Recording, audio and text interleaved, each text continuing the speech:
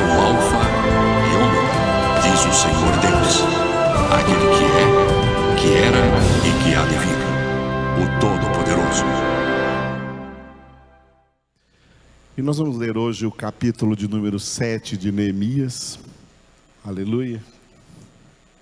Vamos ler esse capítulo em oração, na presença do Senhor, pedindo a Ele que opere em cada um de nós, segundo a sua palavra, segundo a sua vontade. Aqui na Bíblia Sagrada nós temos a verdadeira Maria, mãe de Jesus, não as falsas que tem por aí. Nós temos aqui a verdadeira Maria, que faz uma oração ao Senhor assim: faça-se em mim, segundo a tua palavra. Ela disse: eis aqui a serva do Senhor, faça-se em mim, segundo a tua palavra. Aleluia. Levante as mãos e diga isso. Se você é mulher, diga: eis aqui a serva. Se você é homem, diga: eis aqui o servo do Senhor. Vamos dizer juntos? Eis aqui o servo do Senhor, faça-se em mim conforme a tua palavra. Aleluia. Tudo o que precisamos é que Deus cumpra poderosamente em nossa vida a sua palavra. Não se preocupe com o resto, não se preocupe com as demais coisas, porque ao cumprir em nós a sua palavra, Ele tudo realiza em nossas vidas. Aleluia. Então vamos ler juntos nesse sentido. Nós queremos ser encontrados por Jesus na sua vinda, ou cada um de nós, se morrer antes da vinda do Senhor, que possamos chegar nesse dia e ser encontrados pelo Senhor no centro da sua vontade. Não nas nossas vontades, não nas vontades dos homens, não nas vontades da carne, mas na vontade do Senhor, que é boa, perfeita e agradável. Na vontade do Senhor nós descansamos. Foi isso que Jesus disse: vinde a mim e achareis descanso para as vossas almas. Descanse, aprenda a descansar em Jesus. Como descansamos em Jesus? Nos rendendo a toda a vontade do Pai. Aleluia. Sabe como as pessoas se cansam? Elas se cansam tentando fazer as próprias vontades. Isso é cansativo, enfadonho e até doentio. Sabe como nós descansamos? Renunciando todas as nossas vontades e nos rendendo única e exclusivamente à vontade do Senhor. Isso é tremendamente terapêutico em nossas vidas. Rendei-vos completamente ao Senhor. É isso que nós oramos como Maria. Faça-se em mim, cumpra-se em mim, conforme segundo a tua palavra. Então, leiamos esse capítulo da palavra, né, que é um pouquinho grande aqui, tem muitos nomes, então vamos ler assentados hoje, do versículo 1 até o 73, com amor, com longanimidade e sendo alimentados na palavra do Senhor. A palavra do Senhor é tão preciosa, é tão poderosa, que até quando lemos um monte de nomes estranhos, ainda é palavra de Deus e está nos alimentando, e está nos curando, e está agindo nas nossas vidas. Então leiamos juntos, sendo fortalecidos nessa palavra. Neemias, capítulo de número 7. Ora, uma vez reedificado o muro e assentadas as portas, estabelecidos os porteiros, os cantores e os levitas, eu nomeei Hanani, meu irmão, e Hananias, maioral do castelo, sobre Jerusalém. Hananias era homem fiel e temente a Deus, mais do que muitos outros. E lhes disse: não se abram as portas de Jerusalém até que o sol aqueça, e enquanto os guardas ainda estão ali, que se fechem as portas e se tranquem. Ponham-se guardas dos moradores de Jerusalém, cada um no seu posto, diante de sua casa. A cidade era espaçosa e grande, mas havia pouca gente nela, e as casas não estavam edificadas ainda. Então, o meu Deus me pôs no coração que ajuntasse os nobres, os magistrados e o povo para registrar as genealogias. Achei o livro da genealogia dos que subiram primeiro, e nele estava escrito: são estes os filhos da província que subiram do cativeiro, dentre os exilados, que Nabucodonosor, rei da Babilônia, levara para o exílio, e que voltaram para Jerusalém e para Judá, cada um para a sua cidade.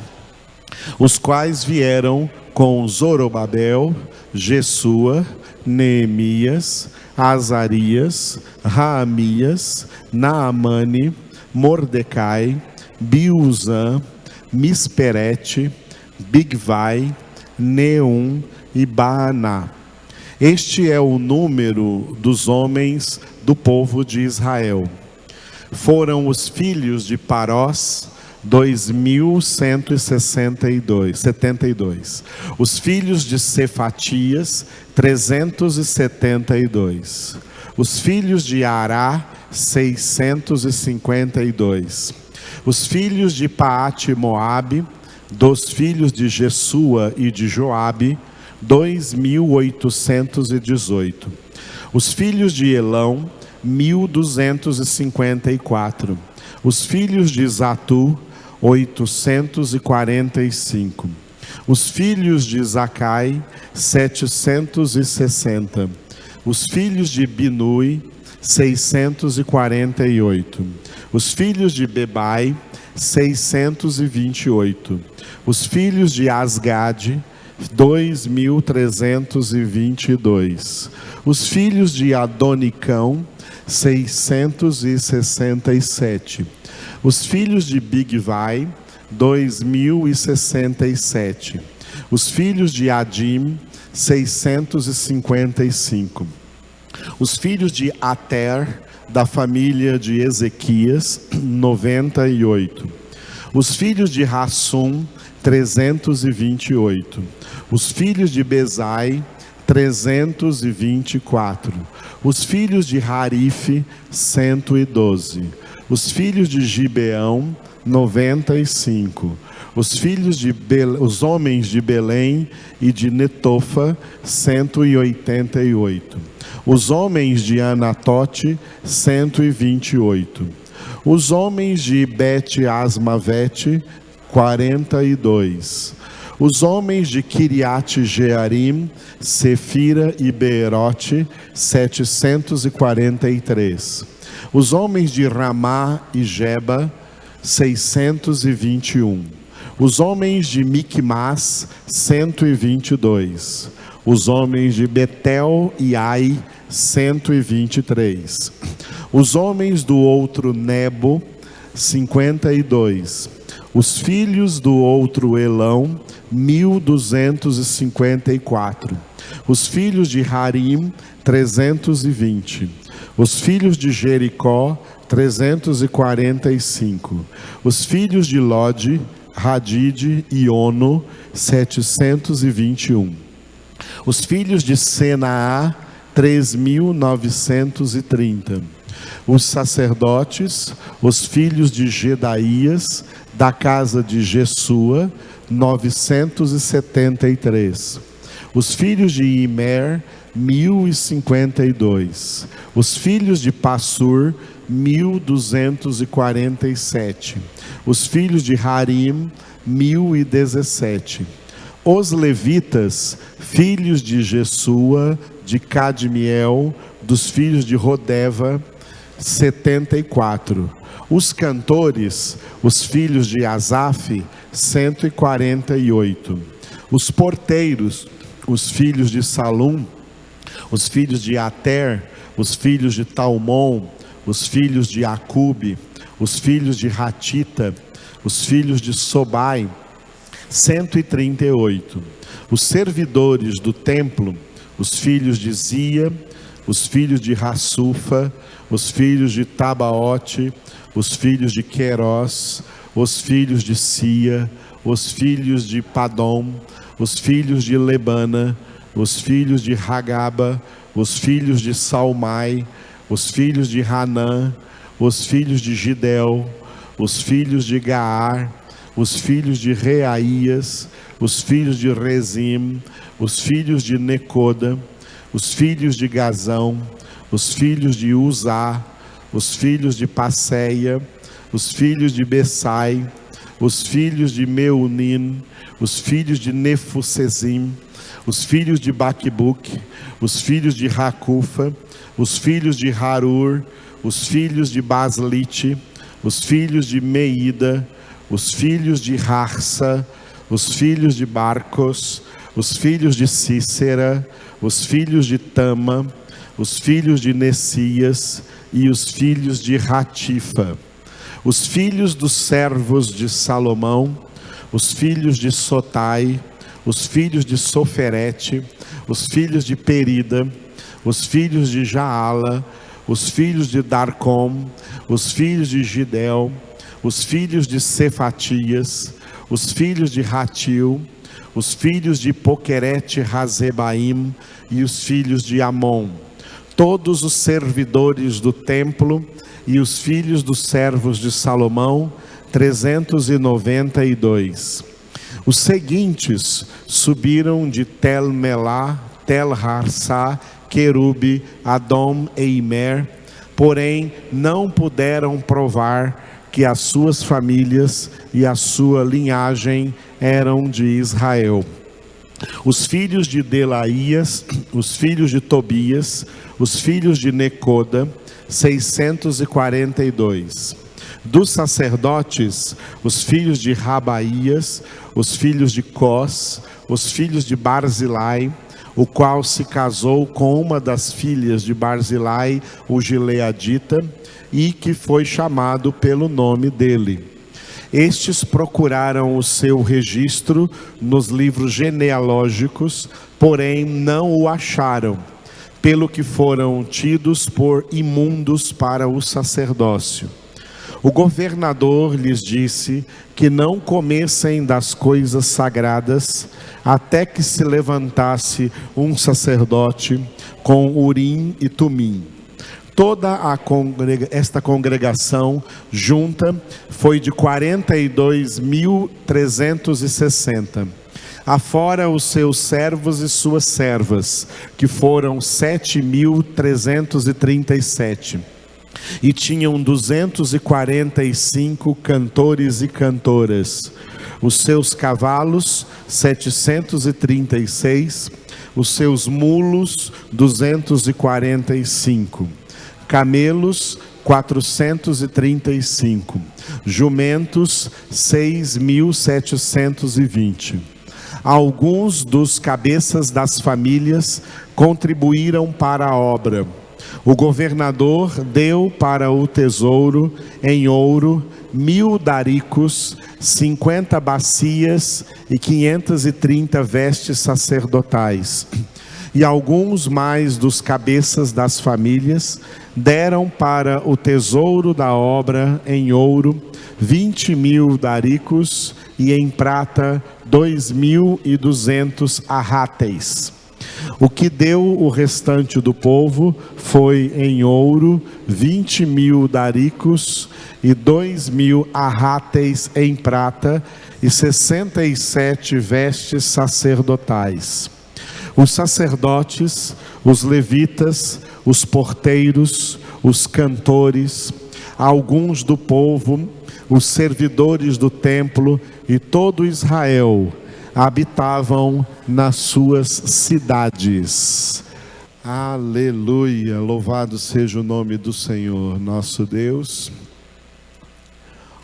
Dentro deste capítulo 7, o tema que nós vamos ver hoje, repita depois de mim: graus de fé, temor e amor.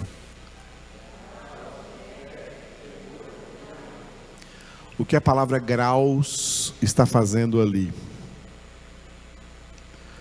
Porque fé, temor, amor são apenas 3 de muitas outras virtudes que nós recebemos na nossa vida espiritual e que, além de termos essas virtudes, nós precisamos tê-las crescendo,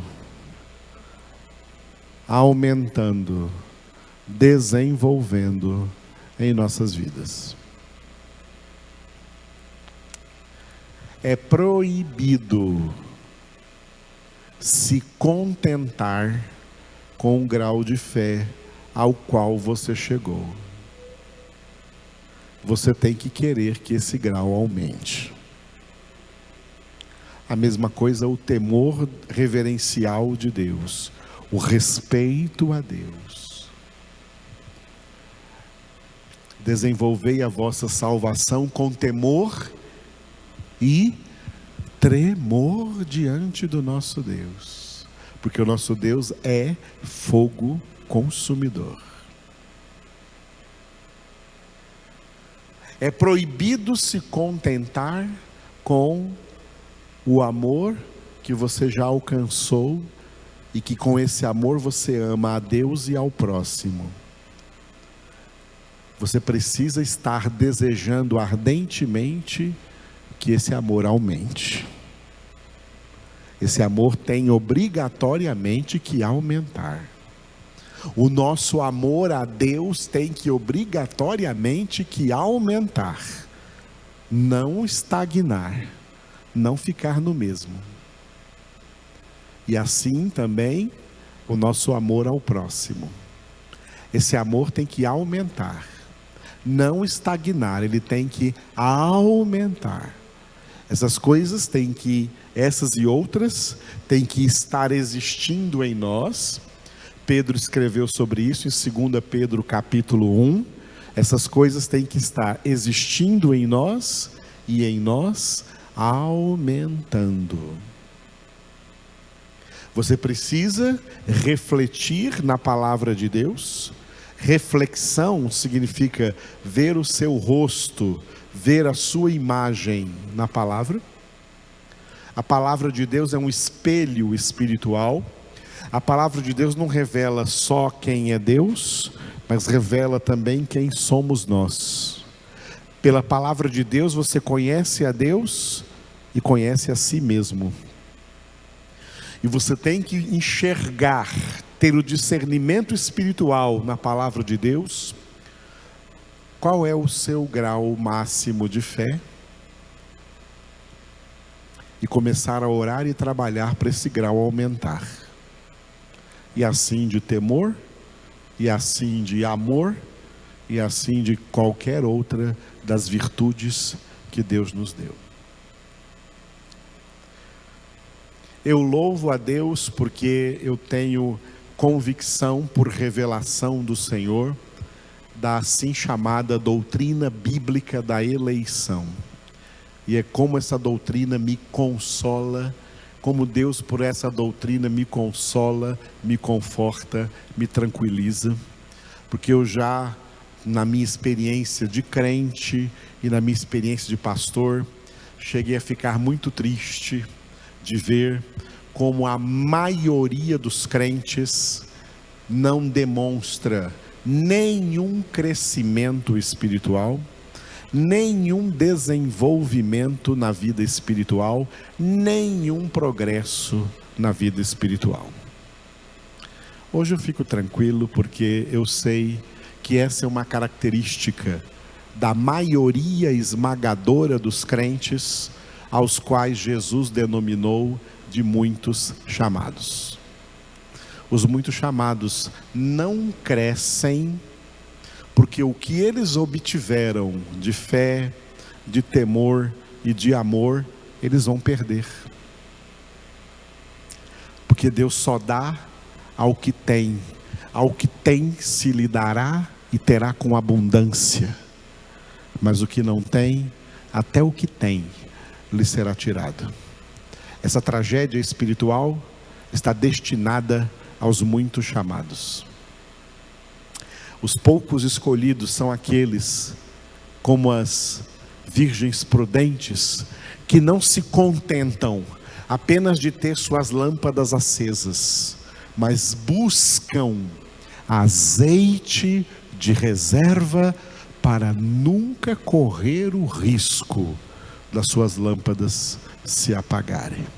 Estão sempre buscando procurar aumentar o grau do azeite em suas vidas. Esses são os poucos escolhidos. Os poucos escolhidos não se conformam ao grau de espiritualidade em que chegaram. Eles se alegram por terem chegado a um determinado grau de espiritualidade, mas eles não param, eles não se conformam nesse grau. Eles querem aumentar esse grau, eles querem elevar esse grau, eles querem um grau superior, acima do que eles já conquistaram na vida espiritual. E isso é propósito de Deus na vida dos seus poucos escolhidos, e Deus é quem efetua neles tanto o querer um grau maior, como o realizar a busca por esse grau maior. Aqui está uma das diferenças que a gente enxerga a olhos vistos. Porque alguém pode dizer assim: ninguém pode julgar quem é chamado, quem é escolhido. Pode sim, porque está escrito que o homem espiritual julga todas as coisas. E uma das coisas que o homem espiritual consegue julgar, consegue discernir, é exatamente isso. A maioria dos crentes que nós vemos, não há crescimento nenhum neles. Pelo contrário, há decrescimento, há estagnação, há paralisia espiritual. A maioria são muito chamados, não há dúvida disso. Eles não vão estar no céu, vão estar no inferno. Eles vão perder o que ganharam. São os que ganham e perdem salvação. Os poucos escolhidos são difíceis de enxergar, porque são muito poucos. São os poucos que Jesus disse que acertam com a porta estreita e andam no caminho apertado. São poucos os escolhidos, mas eles têm o dom da perseverança. Deus efetua neles a perseverança, Deus efetua neles o crescimento espiritual. Não existe uma matemática, uma ciência exata para calcular o número dos muitos chamados ou dos poucos escolhidos. Não há como calcular isso. Mas a Bíblia nos dá às vezes determinadas ideias numéricas. Uma dessas ideias numéricas está no versículo 7 do Salmo 91. Quando Deus fala com um dos seus escolhidos, Deus fala com um dos seus eleitos. Esse eleito representa a cada um dos eleitos. Ele fala assim para cada eleito: olha, 1000 caem à tua esquerda, 10.000 à tua direita, tu não serás atingido. Quem é de Deus não está nem na esquerda e nem na direita, está no caminho estreito, onde não será atingido. O número que cai à esquerda é 1000, o número que cai à direita é 10.000. Tu não serás atingido. Se fosse uma matemática exata, diríamos que para cada eleito, tem 11.000 chamados caindo ou à esquerda ou à direita. Mas o eleito não se desvia nem para a direita, nem para a esquerda, como Deus exortou a Josué, e está escrito em Josué, capítulo de número 1.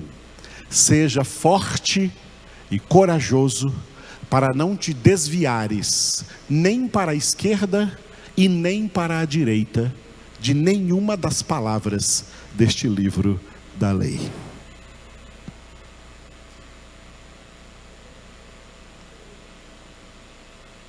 Não ouvi nenhum glória a Deus. Está tudo desviado aí? Para que lado? Esquerda ou direita? Posso ouvir um glória a Deus? Quem é de Deus não se desvia nem para a esquerda e nem para a direita, porque ele permanece no caminho, único caminho da salvação, que é Jesus.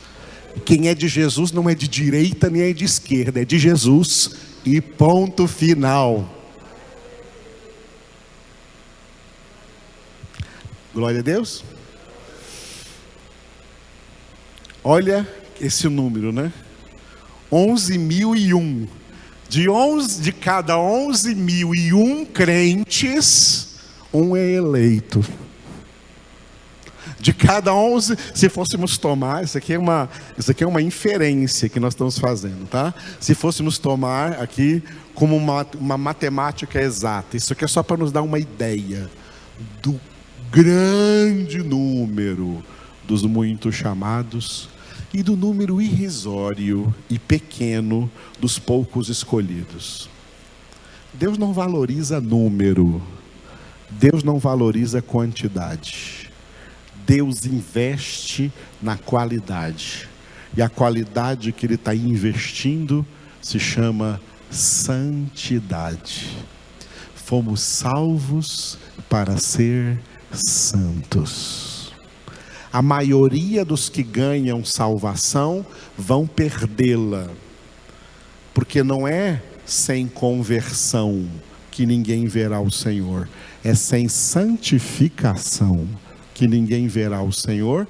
E os muitos chamados, mesmo tendo experimentado uma conversão, eles se acomodam nessa conversão e não se santificam, se tornam apenas membros religiosos e ritualistas de alguma denominação e não se santificam, e pensam que por estarem em uma denominação estão salvos.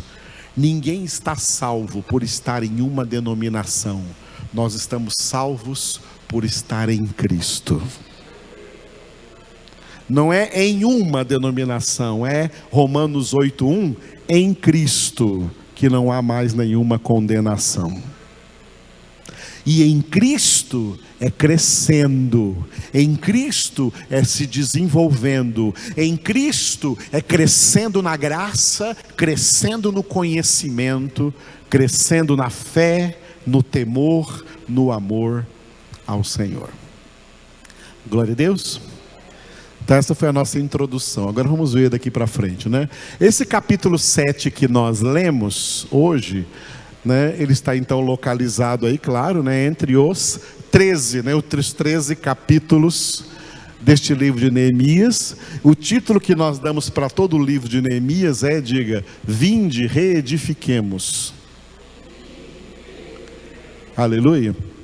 Naquela época o trabalho deles era uma edificação material, física, reedificar um país caído, reedificar cidades caídas, reedificar a capital Jerusalém caída e reedificar o templo destruído. para nós hoje é edificação espiritual. Edificação espiritual. Para nós hoje esse texto representa edificação espiritual. Aquela edificação a qual Jesus se referiu em Mateus 16:18. Sobre essa pedra, que é a minha palavra, o meu evangelho, eu mesmo, Jesus, edificarei a minha igreja, e as portas do inferno não prevalecerão contra ela. Aleluia. Esse é o texto grande aí do título de todo o livro de Neemias. Nós já vimos desde quando nós começamos a meditar todo sábado aqui em Neemias, que esses 13 capítulos estão divididos em duas partes. A primeira parte vai do capítulo 1 ao capítulo 7.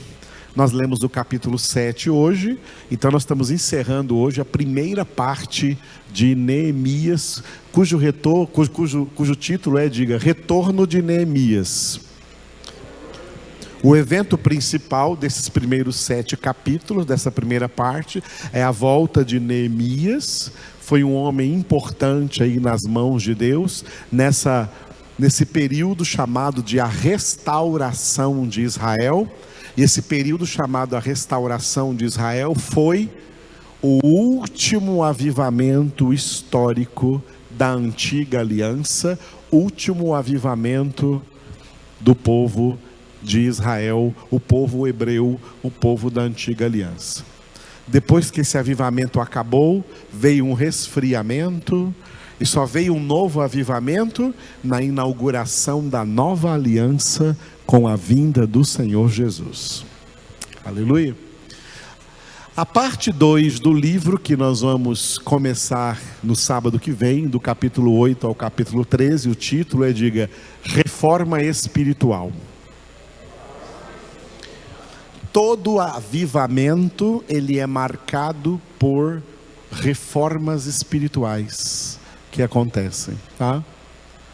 A palavra reforma nos lembra de reforma protestante, porque a reforma protestante foi o penúltimo avivamento que nós tivemos. No ano de 1517, o avivamento da reforma protestante. Muita coisa foi reformada, mas nem tudo foi reformado. Depois nós tivemos um novo avivamento que, no início do século XX, recebeu o nome foi batizado de avivamento pentecostal. Foi um grande avivamento de Deus. Agora nós não estamos mais em avivamento, nós estamos em resfriamento. E pelas profecias bíblicas, né, o próximo avivamento, ou a data do último avivamento, se não tiver mais nenhum até lá, o último avivamento é o que está profetizado em Apocalipse capítulo 7, e que vai acontecer durante os 7 anos da grande tribulação. Mesmo que serão 7 anos de grande sofrimento na terra, uma coisa gloriosa estará também acontecendo, que é um grande avivamento dentro da grande tribulação. Um avivamento onde vai acontecer um número inédito na história de conversão de judeus a Cristo, e também um número incontável, inédito, de pessoas de todas as nações da terra que se converterão, ou melhor, serão convertidas a Cristo nesse período difícil que virá por aí, chamado de a grande tribulação. Esse será o último avivamento da história da humanidade. Avivamento que vai preparar para o reino milenar de Cristo, que será o fim da história humana na terra. Muito bem, nós estamos então terminando a primeira parte, que tem os primeiros 7 capítulos, retorno de Neemias. Esse texto todo aí, da parte 1, está dividido em uma introdução, um desenvolvimento e uma conclusão, tá? A introdução, capítulo 1, versículo 1, até o capítulo 2, versículo 10, o título, repita, em Suzã. Suzã era na Babilônia. Neemias, nesse texto, ainda estava lá na Babilônia, né? Orando a Deus, se preparando para o seu retorno. O desenvolvimento da parte 1 vai do capítulo 2, versículo 11, até o final do capítulo 6, que nós lemos na semana passada, 6:19, o título diga, em Jerusalém. A atuação de Neemias, então, na capital de Israel, em Jerusalém, principalmente reconstruindo ou liderando a reconstrução dos muros de Jerusalém, as muralhas de Jerusalém.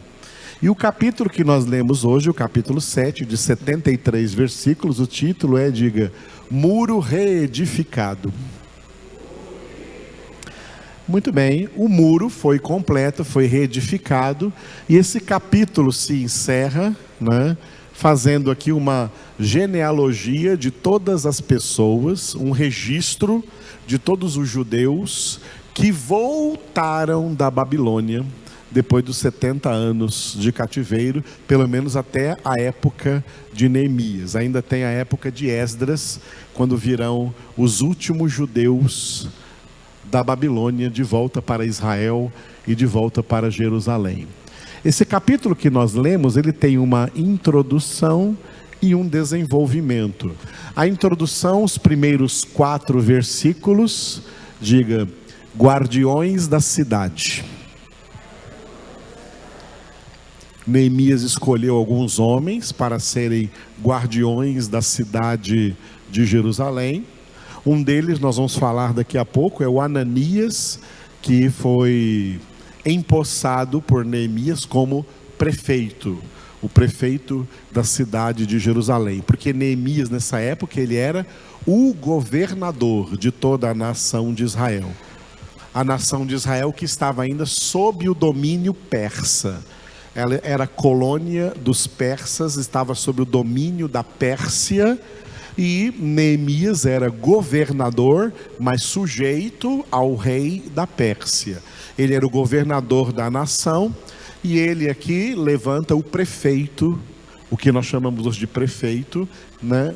O guardião da cidade, da capital de Israel, Jerusalém, que é o Ananias. E o desenvolvimento vai então do versículo 5 ao 73, diga, genealogia dos exilados. Foi os nomes todos aqui que nós lemos, tá?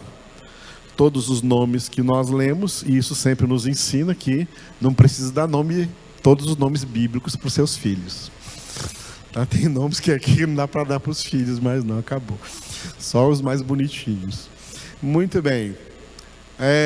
O texto que nós vamos meditar nessa noite é o versículo de número 2, onde Neemias disse assim, eu nomeei Hanani, meu irmão, e Hananias, maioral do castelo, sobre Jerusalém. Hananias era homem fiel e temente a Deus, mais do que muitos outros. Vamos ler de novo? Eu nomeei Hanani, meu irmão, e Hananias, maioral do castelo, sobre Jerusalém. Hananias era homem fiel e temente a Deus, mais do que muitos outros. Glória a Deus. Muito bem, só uma correção aqui. Nem no hebraico do Antigo Testamento e nem no grego do Novo Testamento existe a palavra fiel. A palavra fiel não existe nas línguas bíblicas. A palavra fiel vem do latim e não do hebraico e do grego. E aqui você encontra a palavra fiel, mas no texto original em hebraico aqui não está escrito fiel, está escrito crente. Crente. Assim como também não existe a palavra fidelidade. Onde está escrita a palavra fidelidade, nos textos originais, os textos originais está escrito fé. Fé. E onde está escrito fiel, crente. Fiéis, crentes. Então, Neemias está dizendo aqui sobre o Ananias, que o Ananias era homem crente e temente a Deus mais do que muitos outros crentes.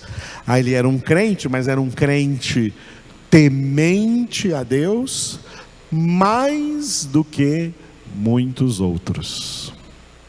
Interessante, né? Como Neemias aqui está num papel de homem espiritual, e como homem espiritual ele percebeu, ele viu que Ananias era um homem crente, todos que estavam ali eram crentes, todos que estavam ali eram crentes no mesmo Deus de Abraão, Isaque e Jacó, eram crentes no Deus verdadeiro, no eu sou, mas Neemias enxergou em Ananias algo que o destacava em relação aos outros.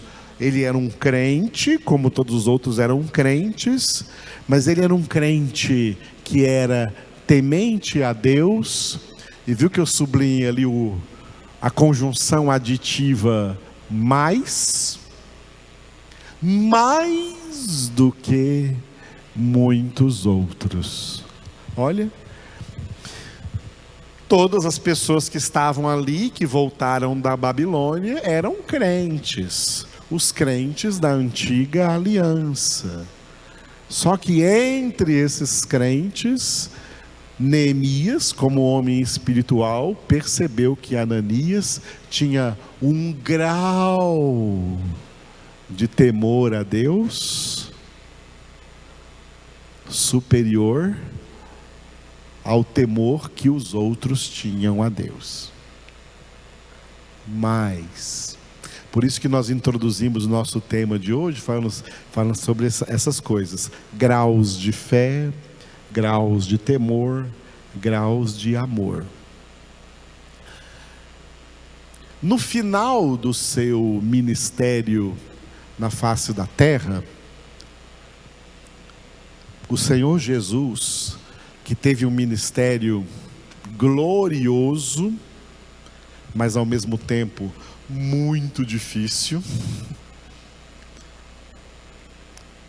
um ministério de cerca de 3 anos e meio, foi o ministério de Jesus, ministério glorioso de Jesus na terra, mas ao mesmo tempo muito difícil, muito trabalhoso para Jesus. E um dos trabalhos que ele teve foi formar um grupo de discípulos, principalmente aqueles aos quais ele também deu o nome de apóstolos. Fazia parte do ministério de Jesus deixar ali um grupo de homens, antes que ele subisse aos céus, deixasse ali um grupo de homens muito bem firmados, centrados, zelosos na fé. Em todos esses anos que eu sou pastor aqui, teve só uma pessoa que um dia chegou para mim e falou assim: pastor Edivaldo, quando o senhor morrer, quem vai ficar na igreja pastoreando? Eu falei: ó, irmão, vou ser franco com você, até hoje eu não sei, porque eu pastoreio pessoas arredias.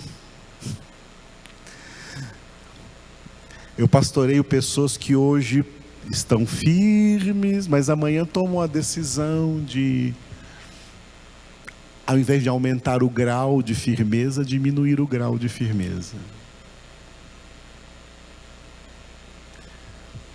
E eu não sei se eu tenho tempo de vida para formar assim discípulos bem fortes, bem coesos, para continuar isso que eu estou fazendo aqui, porque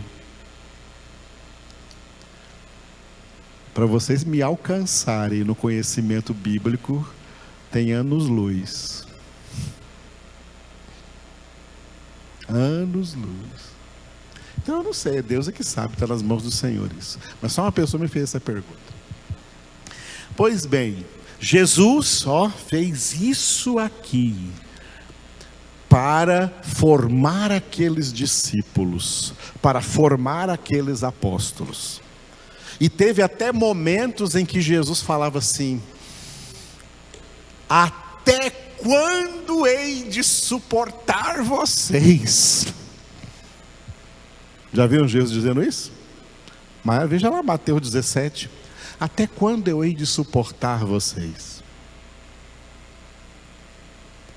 Outras vezes Jesus perguntava para eles, só para eles: o que aconteceu com vocês? Aonde está a vossa fé? Lá no barco, né, quando as ondas estavam querendo virar o barco, e eles entraram em desespero e foram acordar Jesus, que estava dormindo na popa.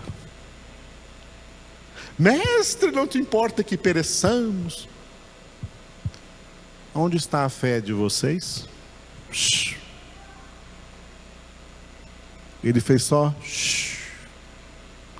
para o vento e para o mar, e ele se acalmou. E aí eles ficaram assim: quem é esse?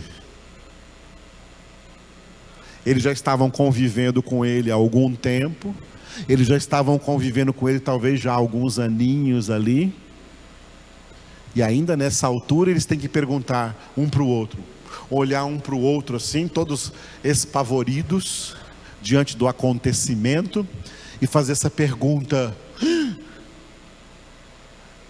quem é este que até os ventos e o mar o obedecem? Senhor, por que nós não conseguimos expulsar o demônio daquele menino? Por causa da pequenez da vossa fé.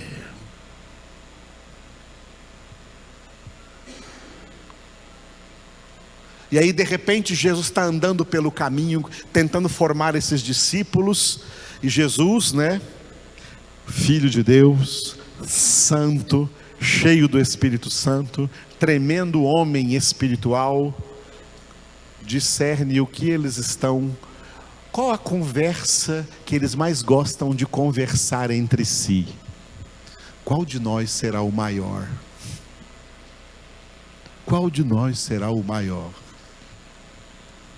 Como foi difícil para Jesus ensinar para eles, e depois que ensinou com palavras, com atitudes, com gestos, mandando eles: olhem para mim, eu estou aqui, eu sou Jesus, eu sou o Filho de Deus, olhem para mim, aprendam de mim, que sou manso e humilde de coração. Dá para aprender isso? E quando estava chegando no fim do seu ministério, ele ainda percebe que eles não aprenderam. Aí ele faz uma dinâmica com eles, antes da ceia, antes da instituição da ceia. Ele tira o seu manto e pega uma toalha e uma bacia e vem lavando os pés deles antes da ceia, que era o que faziam os escravos na casa, antes dos seus patrões, dos seus senhores irem comer. Jesus veio lavando os pés deles. Pedro, vendo aquilo, está vendo que Jesus estava se humilhando demais, falou: não, Senhor, o Senhor não vai me lavar os meus pés, não. Tá bom, se eu não te lavar os pés, você não terá parte comigo. Você é um dos que eu não vou deixar na minha equipe aqui. Então tá bom, você lava os pés, a cabeça, lava tudo. E ali então, como foi difícil Jesus formar essas pessoas.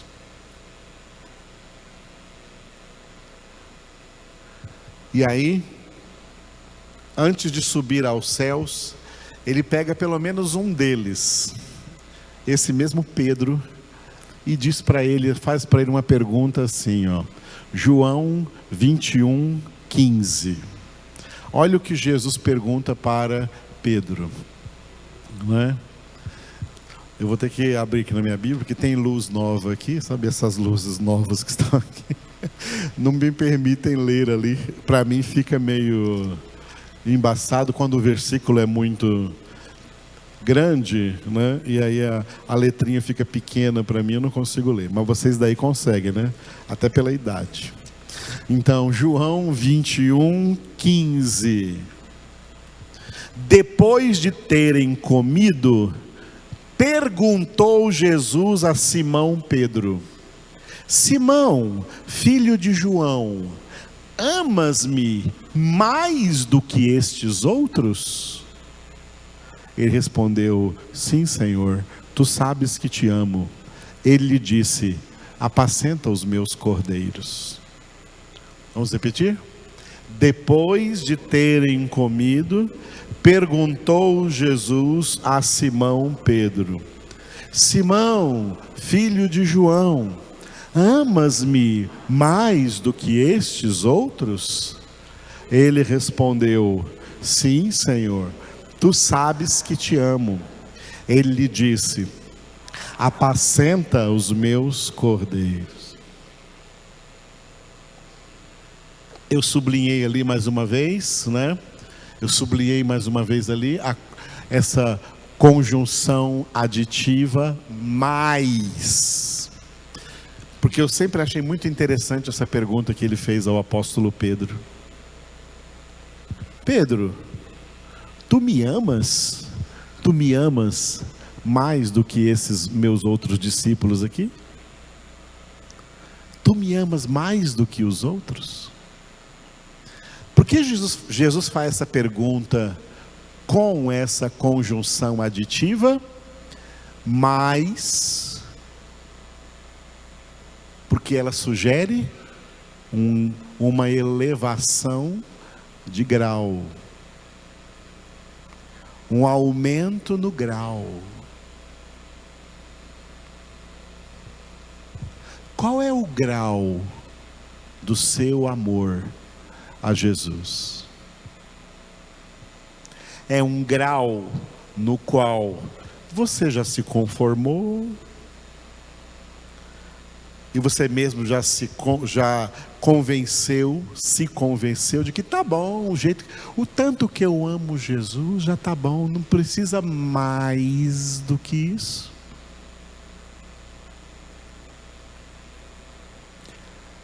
Jesus quer mais. Jesus quer mais. Jesus quer mais.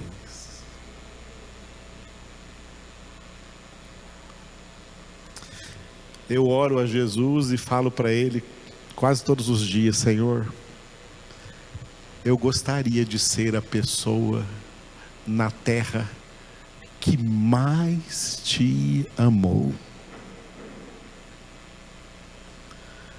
Não tem um monte de gente aí querendo ter sonhos? Esse era o meu sonho. O meu sonho era ser a pessoa na terra que mais amou Jesus. Sabe por quê? Porque Ele é digno.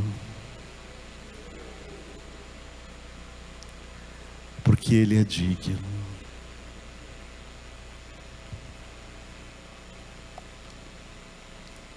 Se nós temos o mandamento até de amar homens indignos,